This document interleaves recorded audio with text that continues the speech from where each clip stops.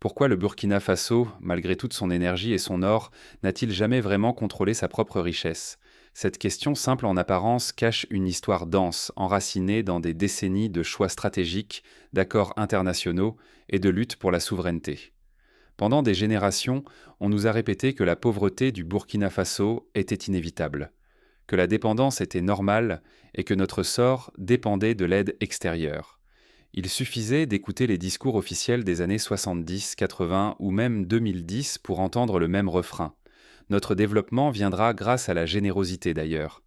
Pourtant, sous nos pieds, l'or jaillissait de la terre, le carburant franchissait les frontières et la véritable richesse quittait le pays. Tandis que le peuple restait dépendant, parfois privé du strict minimum, ses ressources naturelles allaient enrichir d'autres ailleurs. D'autres nations, bien plus éloignées, bénéficiaient du fruit du travail burkinabé, alors que dans les villages, les infrastructures de base manquaient.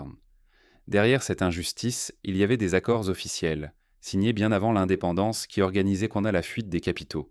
Ces traités garantissaient que, malgré le travail et la production locale, la valeur créée ne reviendrait presque jamais au peuple, mais filerait, chaque année, à l'étranger. Pour illustrer, prenons le cas d'une mine d'or dans la région de Gawa. Des centaines de travailleurs locaux extraient le minerai, mais au final, l'entreprise mère, basée à Paris ou à Toronto, transfère l'essentiel du bénéfice hors du continent. Comment expliquer qu'un pays produise tant de richesses sans jamais en récolter les fruits? Est-ce vraiment une question de compétence, ou bien le résultat d'un système savamment conçu pour nous maintenir dans la dépendance? Cette question ne concerne pas uniquement le Burkina Faso, mais aussi des pays comme la République démocratique du Congo ou le Nigeria, eux aussi riches en ressources mais pauvres en infrastructures sociales. Tant que nous acceptons ce modèle, nous sacrifions notre avenir, notre sécurité et notre autonomie. Accepter la dépendance, c'est laisser d'autres décider de notre destin.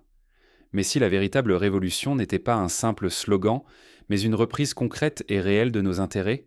Pour comprendre comment ce piège s'est refermé sur le Burkina Faso, il faut remonter à la source. Voici comment tout a commencé. Avant d'expliquer le tournant décisif, il faut dévoiler comment ces accords ont été imposés. Tout commence à une époque où l'indépendance n'était encore qu'un rêve. Dans les années 50, la colonisation battait son plein. Les ressources du pays étaient déjà extraites, expédiées et vendues à l'étranger sans que la population locale ne bénéficie des retombées. Les écoles étaient rares, les routes quasi inexistantes et l'accès à la santé limité à une minorité. La pauvreté au Burkina Faso n'est pas un hasard. Elle a été soigneusement organisée, tissée au fil des décennies par des accords qui profitaient toujours à d'autres. Depuis l'indépendance, des traités discrets se sont succédés, signés loin des regards, presque toujours à l'avantage d'intérêts étrangers. Prenons l'exemple du système CFA qui permettait le rapatriement automatique d'une partie des réserves monétaires vers Paris, privant le pays d'une marge de manœuvre financière essentielle. Prenons la convention de double imposition. Sur le papier, elle promettait la coopération fiscale. Mais en réalité, elle a ouvert la porte aux multinationales, surtout françaises, leur permettant d'agir sans crainte tout en réduisant, voire en éliminant, leur participation fiscale dans le pays. Ainsi, une entreprise minière pouvait déclarer ses profits en France, payer une faible taxe et ne rien laisser au Burkina Faso.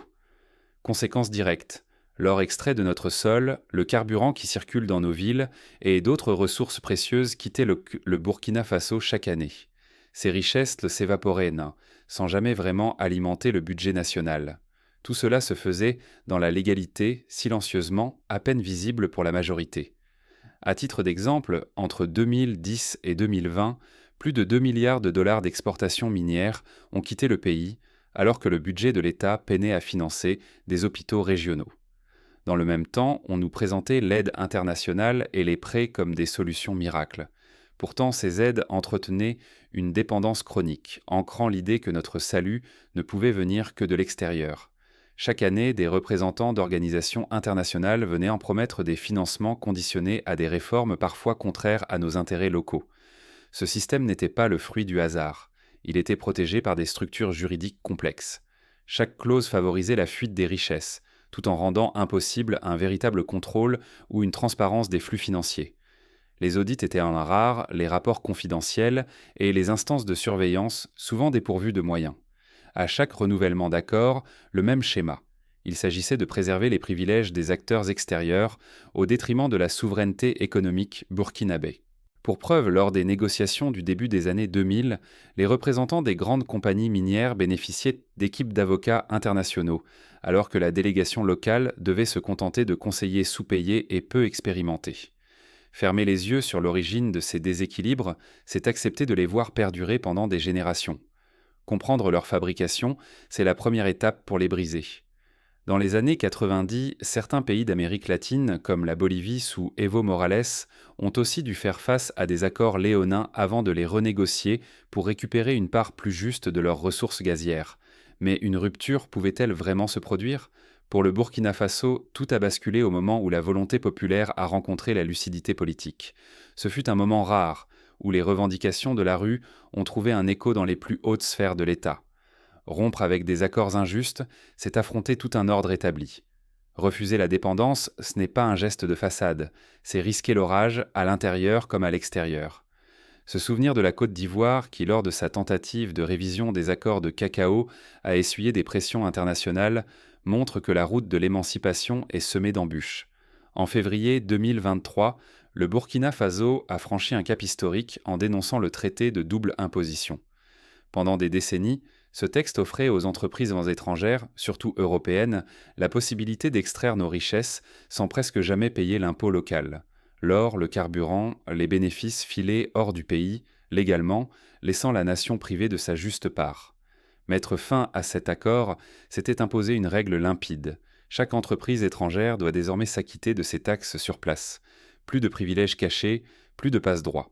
L'or extrait, le carburant écoulé, chaque franc généré est taxé selon la loi burkinabé. C'est une révolution silencieuse mais aux effets immédiats. Mais la réappropriation ne s'est pas arrêtée là. Reprendre la main sur la distribution énergétique a tari l'évasion automatique des profits. Ce qui s'évaporait auparavant reste désormais au service du pays. Les recettes récupérées sont réinjectées dans la sécurité, la logistique, le développement.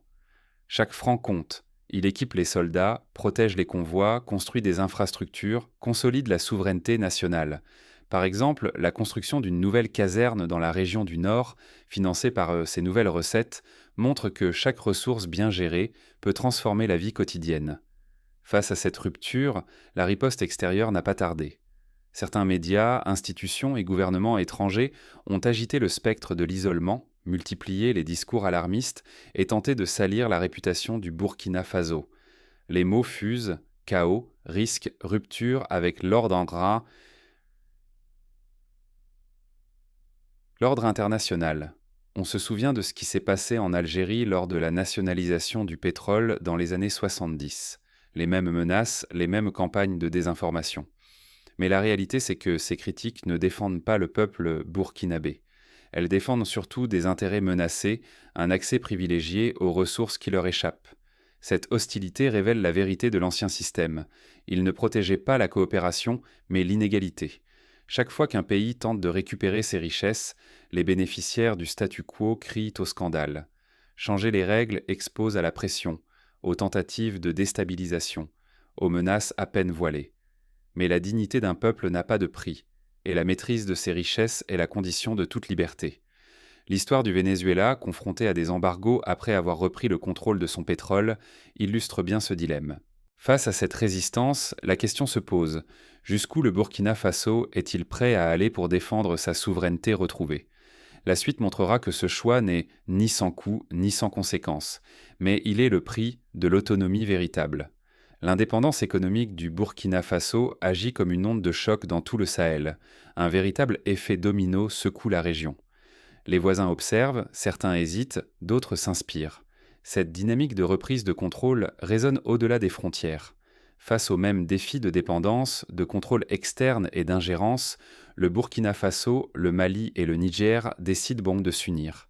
Ainsi naît l'Alliance des États du Sahel, une coalition qui veut résister ensemble aux pressions étrangères et reprendre la maîtrise de leurs propres ressources. C'est une démarche comparable à celle de l'OPEP dans les années 70, où les pays producteurs de pétrole se sont regroupés pour peser davantage face aux grandes compagnies occidentales. En s'associant, ces pays brisent leur isolement. Ils réduisent leur vulnérabilité individuelle.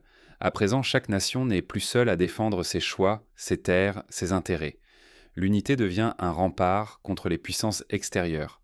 Par exemple, Une décision de blocage des exportations d'uranium par le Niger aurait peu de poids seule, mais avec l'appui des voisins, elle devient stratégique. Les nouveaux accords sont négociés sur la base de l'intérêt commun et du respect mutuel. Il ne s'agit plus de perpétuer des privilèges hérités, mais d'inventer une coopération équilibrée, sans soumission ni résignation.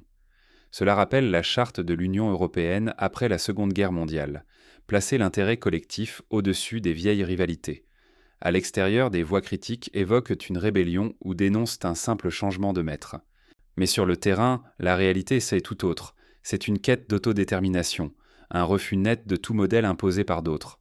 L'exemple des BRICS, un groupe de pays émergents qui se sont affranchis des diktats du FMI, illustre ce mouvement mondial vers une autonomie accrue. La transparence s'impose, fini les clauses secrètes, terminez les arrangements opaques.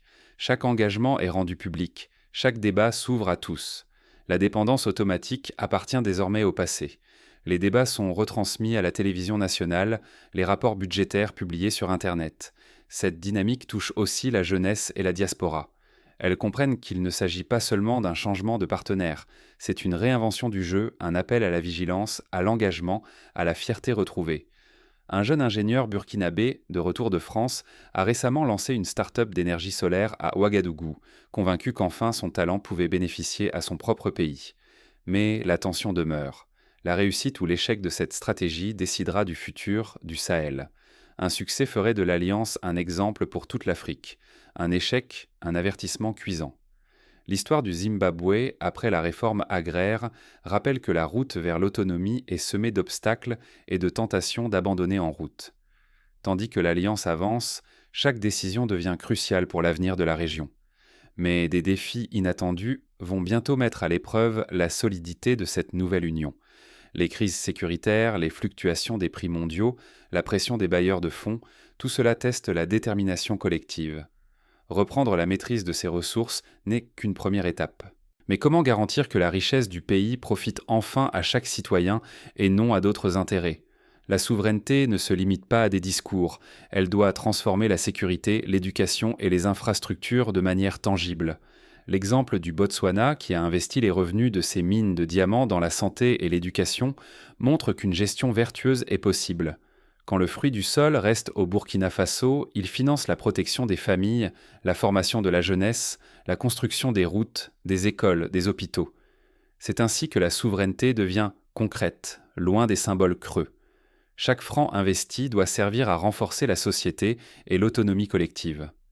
La réhabilitation du barrage de Bagré, par exemple, financé par les fonds retrouvés, illustre comment la gestion locale peut révolutionner l'agriculture et l'accès à l'eau. Le défi va plus loin. Désormais, le Burkina Faso choisit ses partenaires non selon les habitudes du passé, mais selon l'intérêt national. Il n'est plus question de signer des accords par réflexe ou par peur. Chaque alliance doit prouver ce qu'elle apporte au peuple et non à des puissances étrangères. Les contrats d'achat d'énergie avec le Ghana ou des partenariats technologiques avec la Turquie se fondent désormais sur l'analyse stricte du rapport coût-bénéfice pour la nation. Cette nouvelle stratégie repose sur la diversification, tisser des liens avec plusieurs pays, nouer différentes alliances, ne jamais dépendre d'un seul partenaire. Cela rend le Burkina Faso plus résistant aux crises extérieures et capable de défendre ses choix, sans craindre les pressions économiques ou politiques. L'exemple de la Malaisie, qui a su jongler entre la Chine, les États-Unis et l'Europe pour maximiser son développement, peut inspirer cette démarche. Pour la jeunesse, l'exemple est assez clair. Il est possible de faire des choix audacieux et réfléchis pour bâtir son avenir. La souveraineté n'est pas un rêve lointain, mais une suite d'actes quotidiens et concrets qui ouvrent la voie à de nouvelles perspectives. Les programmes d'entrepreneuriat soutenus par l'État, les incubateurs technologiques, montrent que la confiance renaît. Derrière chaque décision, une seule question. Est-ce que cela rend le pays plus solide, capable de se tenir debout, seul, sur le long terme ? Si oui, le cap est bon. Sinon, il faut revoir la stratégie, refuser la facilité et viser l'autonomie véritable. Les conférences de citoyennes, les audits indépendants, les consultations populaires sont autant d'outils pour rectifier la trajectoire. Mais ce nouvel équilibre reste précaire. Sans discipline ni transparence, la reconquête peut vaciller et le pays retomber dans les pièges de la dépendance. La vigilance et la responsabilité collective sont vitales pour transformer l'essai et garantir que chaque ressource serve l'intérêt public. Les scandales de corruption dans certains pays voisins rappellent l'importance de ne jamais baisser la garde. La souveraineté se construit pas à travers chaque choix. C'est le moment d'assumer ensemble cette nouvelle ère avec lucidité et courage. Cela suppose d'accepter la critique, d'apprendre de ses erreurs et de corriger le tir sans attendre la prochaine crise internationale. Ce bouleversement n'est pas sans conséquences. Il attire l'attention du monde et force chacun à se positionner. Mais jusqu'où ce pari sur l'autonomie peut-il tenir face aux réactions extérieures? L'histoire du Chili, lors de la nationalisation du cuivre dans les années 70, nous enseigne que la constance et l'unité nationale sont les meilleures armes contre les tentatives de déstabilisation. Le changement ne se nourrit pas d'applaudissements. Il naît d'actes courageux, parfois solitaires, toujours décisifs. Il s'incarne dans la ténacité des fonctionnaires qui résistent aux tentations de la corruption, dans la détermination des agriculteurs qui investissent dans des techniques durables, dans la vigilance de la société civile qui surveille l'utilisation des fonds publics. L'histoire du Burkina Faso prouve qu'aucune fatalité n'est indélébile. Pendant plus de 60 années, la dépendance économique fut présentée comme une évidence, une pente inévitable. Pourtant, les Burkinabés ont choisi de briser ce carcan, prouvant qu'il est possible de reprendre la main sur ses ressources et de façonner son avenir. C'est un exemple qui rappelle la Corée du Sud, qui, après la guerre de Corée, était l'un des pays les plus pauvres du monde, et qui est devenu, grâce à la maîtrise de ses politiques économiques, un géant technologique. Ce refus de la résignation ne relève ni d'une élite ni d'un miracle. Il s'agit d'une volonté collective, d'une lucidité face à des accords qui asphyxient et à des routines qui appauvrissent. Le Burkina Faso a montré que la souveraineté ne se limite pas à un mot ou à un drapeau. Elle se gagne au prix de décisions difficiles, mais justes. Rompre avec des traités iniques, taxer équitablement les richesses du sol, réorienter l'énergie et la valeur vers la société plutôt que vers l'étranger. Ce sont ces choix qui ont transformé une soumission en ambition. Ce n'est pas un geste isolé, mais la première étape d'un mouvement capable de bouleverser le rapport de force entre peuple et puissance. L'Inde, lors de son émancipation économique dans les années 90, a connu les mêmes débats, les mêmes hésitations, avant de trouver sa voie. Certains affirment que refuser la dépendance, c'est s'exposer à l'isolement ou à l'instabilité. Mais l'expérience du Burkina Faso démontre l'inverse. En assumant la rupture, le pays a renforcé sa stabilité, sa sécurité et la dignité de son peuple. Les retombées positives ne se limitent pas à l'augmentation des recettes, mais se lisent dans la confiance retrouvée, l'espoir partagé. Partout, des exemples concrets émergent. Des réseaux routiers rénovés, des universités modernisées, des campagnes de vaccination élargies grâce aux fonds récupérés. Ce combat dépasse les frontières. Il s'adresse à tous ceux qui refusent de plier sous le poids des fausses fatalités, à tous les peuples qui aspirent à voir leur richesse servir leur avenir, leur respect, leur sécurité. L'avenir appartient à ceux qui osent défier l'ordre établi, qui préfèrent la lucidité à l'illusion, la souveraineté à la dépendance.